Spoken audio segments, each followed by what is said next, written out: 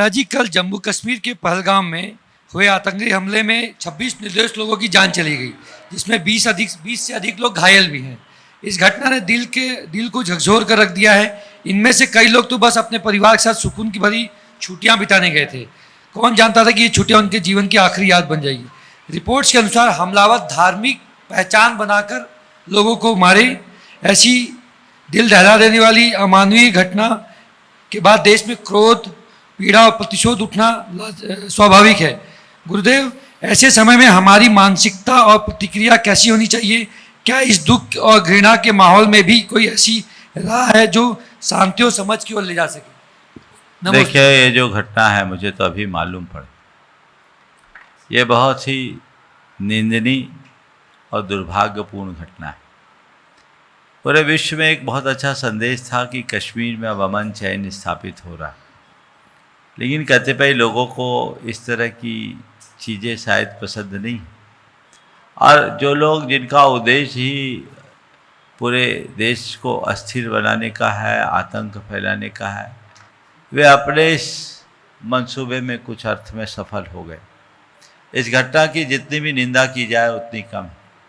सबसे पहले तो मैं उन तमाम लोगों को आशीर्वाद देता हूँ, उनके परिवारों को आशीर्वाद देता हूँ कि जिनने अपने बीच के सदस्यों को खोया है, वे विपत्ति की इस घड़ी में धैर्य रखे। भगवान उनकी आत्मा को शांति दे और परिवार को इस संकट से सहने की शक्ति दे, सामर्थ्य दे। मेरा उनके प्रति यही आशीर्वाद और सद्भावना है। स्वाभाविक है, इस तरह के क्रूर कृत्यों के बाद सबके मन में क्षोभ, क्रोध और अन्य प्रकार के भाव आना स्वाभाविक है। लेकिन मैं सभी से ये कहूँगा कि ये सब उन लोगों का कृत्य है जो पूरे देश में अस्थिरता और अराजकता फैलाना चाहते हैं। ऐसी घटनाओं की हमें बहुत संयत प्रतिक्रिया देनी चाहिए। हमें इस बात का पूरा ख्याल रखना चाहिए कि हमारा एक गैर जिम्मेदार कदम पूरे देश को परेशानी में डाल सकता है। शासन प्रशासन अपने स्तर पर काम करे। वर्तमान में हमारे देश की सरकार आतंकवाद के प्रति बहुत ज़्यादा जागरूक है और प्रतिबद्धता से काम कर रही है। तो सरकार को अपने स्तर पर काम करने दें और हम लोग सरकार के मनोबल को बढ़ाएं, सरकार के कार्य में सहयोगी बने।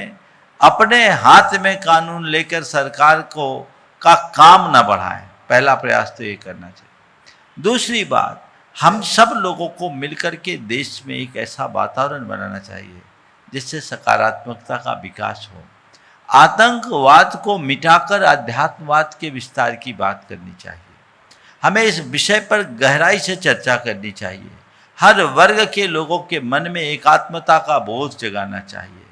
सर्वभूतात्म भावना जगानी चाहिए। बच्चे बच्चे के मन में ये बात बिठालनी चाहिए।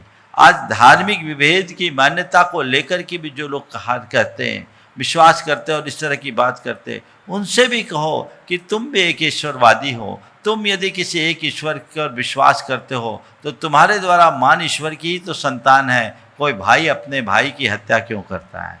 कोई अपने ही खून का खून क्यों करता है? जब हम सब एक हैं, एक ही ईश्वर के संतान अगर मानते हो तो ये करना कतई उचित नहीं है। हमें एक आध्यात्मिक वातावरण बनाने की देश में ज़रूरत है। चाहिए कि इस बात को बढ़ावा दे और अपनी शिक्षा नीतियों में ये बातें जोड़े जिससे देश का परिवेश सुधरे, वातावरण सुधरे, बच्चे बच्चे की सोच बदले। मजहबी कट्टरता, जिहादी मानसिकता और आतंकी मनोवृत्ति से समाज को मुक्त करे। इसकी आज सर्वाधिक आवश्यकता है। यदि इस स्तर पर काम करें तो परिणाम अच्छे आएंगे। मैं इस घटना की भर्त्सना करता हूँ, लेकिन इस घटना की भर्त्सना करने में मैं अपने बहुत ही उत्तेजनात्मक वक्तव्य जारी कर दूँ, आप लोगों को कहूँ कि इन सब चीज़ों को बर्दाश्त नहीं करना चाहिए, हमें इसका जोरदार प्रतिकार करना चाहिए, तो मेरा वक्तव्य केवल एक वक्तव्य बनकर रह जाएगा, उसका कारगर परिणाम नहीं आएगा। लेकिन यदि इस तरह के कृत्यों को देखते हुए हम रचनात्मक कदम उठाना शुरू करें तो आज का यह कदम आने वाले समय के वातावरण को अच्छा बनाने का एक आधार बनेगा। हम उस दिशा में चलें और अपने जीवन को व्यवस्थित करें।